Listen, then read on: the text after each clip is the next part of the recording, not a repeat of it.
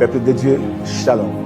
Je suis le pasteur Eva Kassanda de l'église Moisson Abondance, une des extensions de la grande famille de la Borne qui est située dans la commune de Kassavo.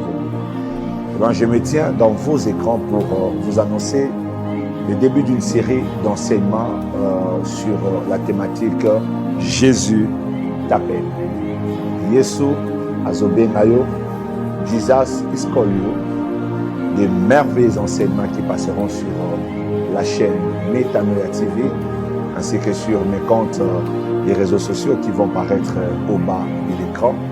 N'oubliez pas de nous laisser votre témoignage ou alors des petits commentaires qui accompagneront ces enseignements. Sinon, ensemble, nous irons très loin avec le Seigneur et que Dieu vous bénisse abondamment.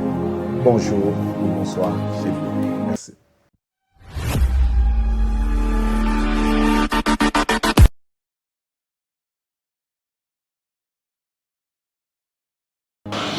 Église du Seigneur, frères et sœurs, Shalom.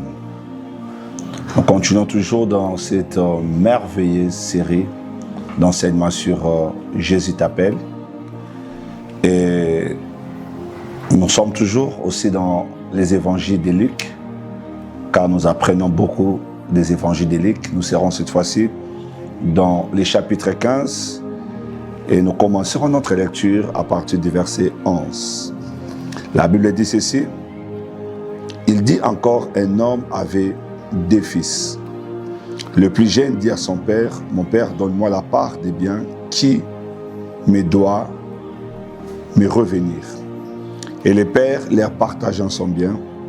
Peu de jours après, le plus jeune fils, ayant tout ramassé, partit pour un pays éloigné, où il dissipa son bien en vivant dans la débauche. Lorsqu'il eut tout dépensé, une grande famine survint dans ce pays et il commença à se trouver dans les besoins. Il alla se mettre au service d'un des habitants du pays, qu'il envoya dans ses champs garder les pourceaux.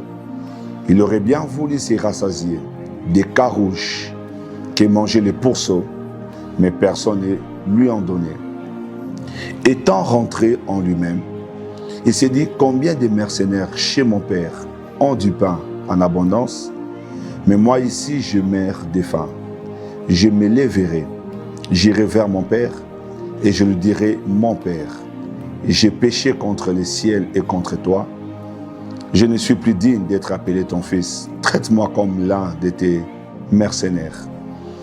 Et il s'éleva et alla vers son père, comme il était encore loin. Son père le vit et fit ému de compassion. Il courut, se jeter à son cou et le baisa. Le fils lui dit: mon père, j'ai péché contre le ciel et contre toi. Je ne suis plus digne d'être appelé ton fils. Mais le père dit à ses serviteurs: apportez vite la plus belle robe et l'en revêtez. Mettez-lui un anneau au doigt et des souliers aux pieds. Amenez les veaux gras et tuez-les. Mangeons et réjouissons-nous, car mon fils que voici était mort et il est revenu à la vie. Il était perdu et il est retrouvé, et ils commencèrent à se réjouir. Cette parabole nous enseigne bien des choses, mes amis.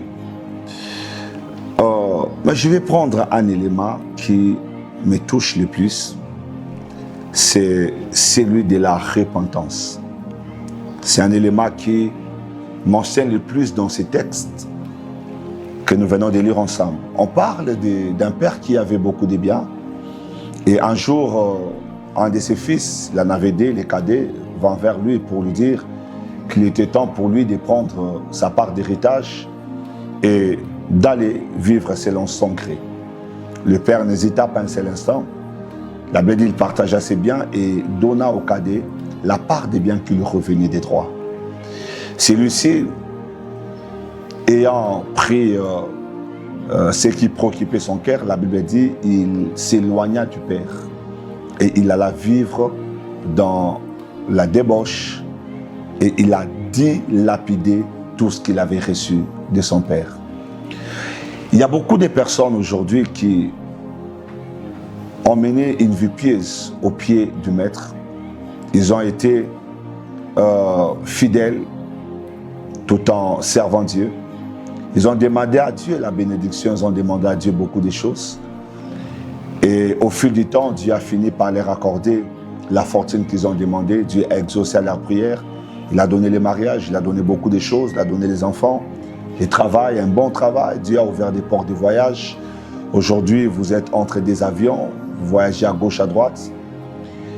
Malheureusement, les biens que le Père a donnés au Fils, et ce que Dieu donne à beaucoup de personnes, finit par les éloigner du Père. Le Fils avait décidé de prendre tous ses biens, d'aller loin de son Père, comme ce que nous voyons aujourd'hui après la bénédiction nuptiale, après la maternité, après le travail, après l'obtention des visas et consorts. Les gens décident toujours d'aller loin de Dieu et ils commencent à mener la vie, selon eux, loin de la volonté de Dieu. Le Fils a dilapidé tout, au point de se retrouver qu'il n'avait plus d'héritage. Il était devenu gardien des pourceaux. Il désirait même manger la nourriture des porcs. Mais la Bible dit, personne ne donnait l'occasion d'en avoir. Mais ce qui m'intéresse le plus dans ces textes, c'est de savoir qu'il est rentré en lui-même. Il a commencé à faire cet examen de conscience. Il a commencé à s'interroger. Il a commencé à se dire des choses. Il s'est rappelé qu'il avait un père. Il s'est rappelé qu'un jour, il vivait dans la présence de son père, dans la maison de son père. Et cet examen de conscience l'a poussé à ce qu'on appelle la repentance. Il a décidé de revenir en arrière, aller demander pardon à son père, rentrer à la maison, quelle que soit la position qu'il occuperait cette fois-ci, il accepte, mais le plus important pour lui, c'était de se retrouver dans la maison de son père, d'être au pied de son père. Vous savez, la plupart des personnes aujourd'hui, le diable les a éloignés du Seigneur Jésus. Le diable les a écartés du chemin de leur destinée. Le diable les a amenés loin.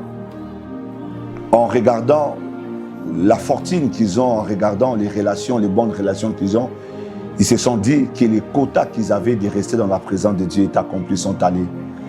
Mais après avoir été à gauche, vagabondé à droite, ils se retrouvent aujourd'hui perdants et ils ne savent pas comment revenir dans la maison du Père.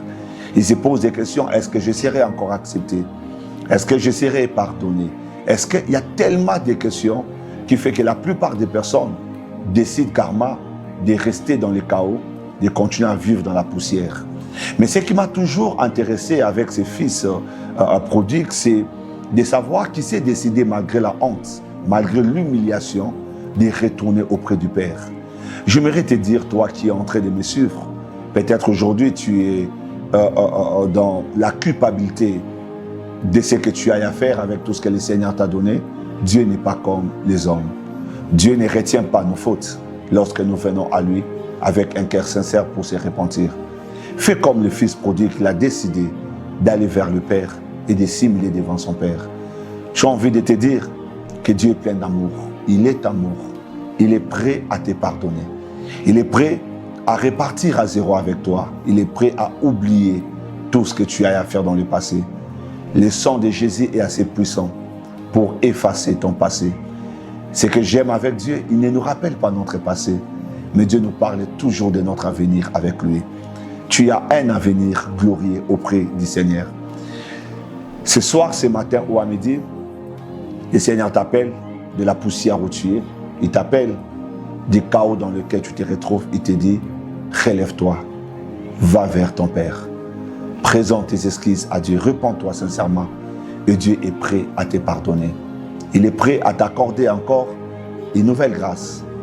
Et vous savez, ce qui m'intéresse le plus dans ces textes, c'est que le Père a vu le Fils de loin. Il a vu où? En chemin. La Bible dit que le Fils était encore en chemin et le Père l'ayant vu de loin, le Père a couru pour aller prendre le Fils dans ses bras. Jésus est le chemin, la vérité et la vie. Le Père est tout le temps en chemin en train de rechercher tous les perdus. Le Père est tout le temps en chemin en train de chercher tous ceux dont le diable a écarté de la présence de Dieu. Le Père est toujours en chemin. Jésus, qui est le chemin, Il est celui qui te conduit vers les Pères. Il est celui qui te mène vers les Pères. C'est comme ça aujourd'hui, prends l'engagement, la décision de revenir à Jésus. Car lorsque tu reviens à lui, c'est le seul chemin qui te mène vers le Père, le seul chemin qui te retourne dans ta destinée et qui te permet de reprendre la position que tu avais auprès de Dieu. Dieu est prêt à te pardonner et à oublier tes fautes. Reviens à Jésus, car il t'appelle et il t'aime. Je veux prier avec toi. Seigneur Dieu, je viens prier avec mon frère et ma sœur qui a décidé de se repentir après avoir reconnu sa faute. Il ne veut pas rester toute sa vie dans la culpabilité ou dans la poussière, mais il veut revenir vers toi. Je te prie, Père, que tu leur accordes la grâce du pardon, qu'ils reviennent dans la maison comme fils, comme fille, et qu'ils jouissent de la position d'enfant dans ta maison. Tu es différent du Père de ce monde qui nous garde rancune et nous rappelle nos fautes. Mais en les place, tu t'es réjoui de retrouver le Fils perdu. Et tu peux le faire aussi avec cette sœur qui est en train de se repentir, d'avoir avorté, d'avoir fait du mal de ses frères, qui se répand, d'avoir volé, d'avoir détruit des vies, d'avoir fait du mal autour de lui. Je te prie, Père, de leur accorder la grâce de revenir dans la maison et d'être pardonné de leurs fautes et de leurs péchés. Sois avec eux, au nom de Jésus. Amen. Maintenant que tu es pardonné, je vais te dire que le Seigneur t'a accordé une nouvelle grâce. Saisis cette grâce et va de l'avant. Que Dieu te bénisse abondamment. Merci.